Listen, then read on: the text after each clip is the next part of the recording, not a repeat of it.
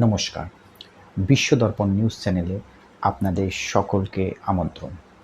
SIR নিয়ে যে সমস্ত টানাপোড়েন চলছে রাজ্য সরকারের সাথে নির্বাচন কমিশনের, আজ আরও একটি উদাহরণ পাওয়া গেল কুণাল ঘোষের মুখ থেকে। মাথাভাঙা, অশোকনগর, নাটাবাড়ি এই 3টি জায়গায় গড়মিল পাওয়া গেছে এসআইআরের লিস্টে। এখন আবার নতুন করে বসিরহাটের নামও জড়ালো।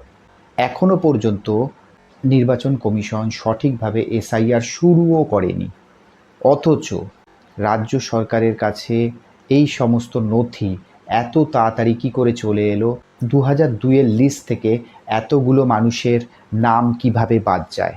আর এই সমস্ত যে নাম বাদ গেছে সেগুলো নিয়ে রাজ্য সরকার আগে কেন সরব হননি? এই সমস্ত ত্রুটি বিচ্যুতিগুলো থাকা সত্ত্বেও এসআইআর নিয়ে কেন তাদের এই দ্বিধা? অর্থাৎ বোঝা যাচ্ছে হয়তো এই সমস্ত গড়মিল রয়েছে অথবা গড়মিল করা হচ্ছে যাতে কোনো রকমভাবে এসআইআরকে বন্ধ করা যায়। এত সুন্দরভাবে তথ্য কি করে তাদের কাছে এত তাড়াতাড়ি চলে এলো? যেখানে আমরা জানতে পারি যে রাজ্য সরকারের যে পরীক্ষা হয়েছিল এসএসসি, সেই এসএসসির দুর্নীতি আজও পর্যন্ত সলিউশন হয়নি। সুপ্রিম কোর্টের বারবার রায় আসা সত্ত্বেও আজও পর্যন্ত সেই সমস্যার সমাধান রাজ্য সরকার করতে পারেনি।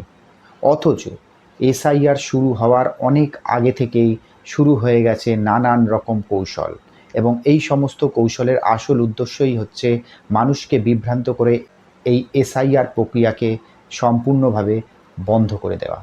মানুষের মনে বিভিন্ন রকম দ্বিধাদ্বন্দ্বের সূত্রপাত করা হচ্ছে। কিছু কিছু মানুষ যারা এই সমস্ত ফাঁদে পাও দিচ্ছে। ক্ষতি যদি হয় সেটি হবে রাজনৈতিক ব্যক্তিত্বদের।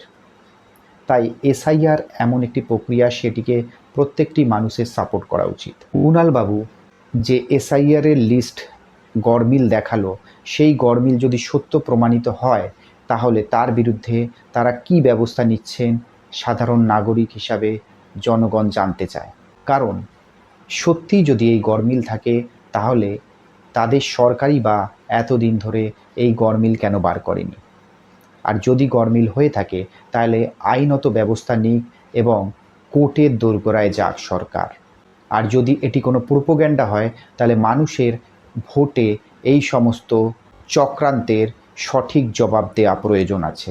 সত্যি যদি এই এসআইআরের লিস্টে গড়মিল থাকে, মানুষের নাম বাদ গিয়ে থাকে, তাহলে সেই সমস্ত মানুষের সঠিক পরিচিতি নিয়ে কেন এখনও পর্যন্ত কোনো রকম পদক্ষেপ নেওয়া হচ্ছে না সেটি সরকারের দেখা উচিত। সরকার কি শুধুমাত্র প্রোপাগ্যান্ডা করে মানুষকে বিভ্রান্ত করতে চাইছে যাতে তাদের ভোট ব্যাংকটা মজুদ থাকে, নাকি সত্যিকারেরই এই সমস্ত গড়মিল হয়েছে? এখনও পর্যন্ত কুণাল ঘোষরা যে সমস্ত ডকুমেন্ট দেখিয়েছে সেই সমস্ত ডকুমেন্টের সত্যতা আমরা এখনও যাচাই করতে পারিনি।